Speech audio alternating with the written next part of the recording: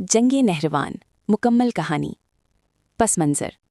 जंग सफ़ियान के बाद जब तहकीम का मामला हुआ तो हज़रत अली अलैह ने यह फ़ैसला इस्लाम को खूनरेज़ी से बचाने के लिए कबूल किया। लेकिन हज़रत अली अलैह की फ़ौज में से कुछ लोग इस फ़ैसले पर नाराज़ हो गए। वो नारा लगाने लगे, ला हुक्मा इल्ला लिल्लाह, हुक्म सिर्फ़ अल्लाह का है। ये लोग बाद में ख़वारिज कहलाए। ख़वारिज का फ़ितना। ख़वारिज में कहना शुरू कर दिया कि हज़रत अली अलैह ने तहकीम मानकर गुनाह किया है, जो उनसे मुत्तफ़िक नहीं वो काफिर है, मुसलमानों को कत्ल करना जायज़ है। उन्होंने बेगुनाह मुसलमानों को कत्ल करना शुरू किया, औरतों और बच्चों तक को ना बख्शा।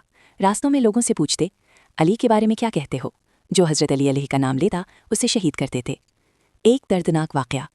एक सहाबी और उनकी हामिला बीवी नहरवान के करीब जा रहे थे।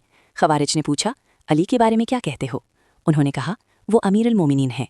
ख़वारिज ने मर्द को शहीद कर दिया, हामिला औरत का पेट चाक कर दिया।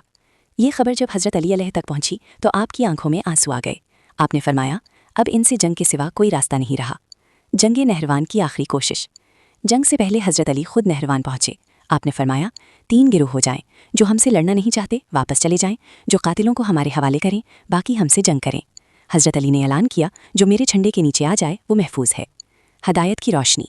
हज़रत अली की नसीहत सुनकर तकरीबन 2000 ख़वारिज तौबा करके वापस लौट गए, लेकिन 4000 सख्त दिल ख़वारिज ज़िद पर कायम रहे। जंग नहरवान सुना 38 हिजरी, मकाम नहरवान, इराक।